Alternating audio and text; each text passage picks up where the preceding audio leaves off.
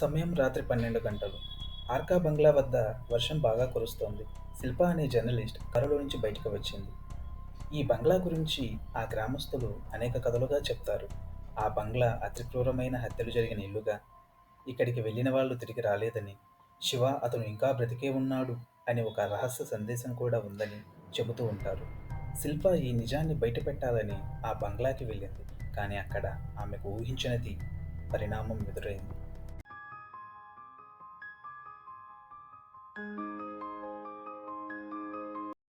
శిల్ప ఆమెకు చిన్నప్పటి నుంచి జర్నలిజం అంటే చాలా ఇష్టం. శిల్ప ఎక్కువగా మర్డర్ కేసెస్ని స్టడీ చేస్తూ ఉంటుంది. ఆమె దగ్గరకు శివ అనే కేసు కూడా వచ్చింది. ఈ కేసు ఇప్పటి వరకు ఎవరూ స్వీకరించలేదు. కానీ శిల్ప ధైర్య సాహసాలు చాలా ఎక్కువ. అక్కడ స్టడీ చేసి ఆ బంగ్లాలో ఏమీ లేదని ప్రూవ్ చేయడం కోసం శిల్ప ఆ బంగ్లా దగ్గరకు వెళ్ళింది.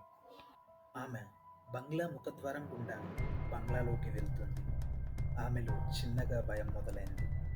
ఆమె చూస్తూ ఉండగా అప్పుడే పచ్చగా ఉన్న పూల మొక్కలు ఎండిపోయాయి.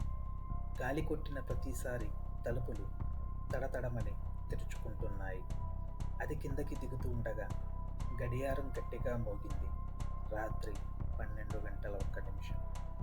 అదే సమయంలో ఒక వింత రక్తపు ముద్ర గోడపై కనిపించింది. అది ఓ వ్యక్తి ముద్రలాగే ఉంది. కానీ చేతి వేళ్ల సంఖ్య 5 కాదు, 6. శిల్ప మంచి వెలుతురుతో గోడను పరిశీలించింది. అందులో ఒక రాత ఉంది. ఇక్కడ ఎవరో ఉన్నారు, కానీ వాళ్ళు చనిపోలేదు అని. శిల్ప టార్చ్ లైట్తో ముందుకు వెళ్ళింది. ఒక్కసారిగా వెనక వైపు ఒక నీడ కదిలింది. ఆమె ఎవరు అని గట్టిగా అరిచింది. మూగసన్నగా ఓ నవ్వు వినిపించింది. మెట్లకు అటు నుంచి రక్తం తడిసిన కత్తి కింద పడిపోయింది. శిల్ప వెనక్కి తిరిగి పరిగెత్తింది. కానీ తలుపు మూసుకొని పోయింది. ఆమె గట్టిగా కుర్చీ పట్టుకొని నిలబడగా ఒక తడిసిన చేతి తాకిడి వెనక నుంచి ఓ పిడికిలి ఆమె భుజాన్ని తాకింది. అది మానవపు చేయి కాదు, అది ఎవరితో. శిల్ప మెల్లగా తల తిప్పగా దాని ముఖం లేదు, దానికి కళ్ళు ముదురు ఎరుపు. దాని చేతులు సామాన్య మానవుడివి కావు. అది నెమ్మదిగా ముందుకు వచ్చింది. దానితో పాటు ఓ చీకటి నీడ కూడా కదిలింది. అదే సమయంలో గోడపై కొత్త రక్తపు రాత వచ్చింది.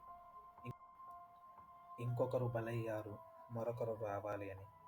అప్పటికి శిల్ప చివరి కేకను ఆ గ్రామస్తులు విన్నారు. కొన్ని రోజుల తర్వాత బొరామా అనే డిటెక్టివ్ మరుసటి రోజు ఈ బంగ్లాకు వచ్చాడు. అతను చాలా ఇంటెలిజెంట్ పర్సన్. లోపల ఎవరూ లేరు, కానీ గోడపై కొత్త రక్తపు ముద్ర ఉంది. ఇక్కడికి వచ్చిన వారు ఎప్పటికీ తిరిగి వెళ్ళరు అని చూశాడు బొరామా. ఇదంతా గమనించిన బొరామా అతనికి ఒక ప్యాటర్న్ అర్థమైంది. అందులో ఈ సందేశాన్ని ఉంచాడు. అసలు ఈ శివ ఎవరు? అతను నిజంగా ఒక ప్రేతాత్మ లేదా హంతకుడా? ఈ చీకటి మర్మం బొరామా బయట పెడతాడా?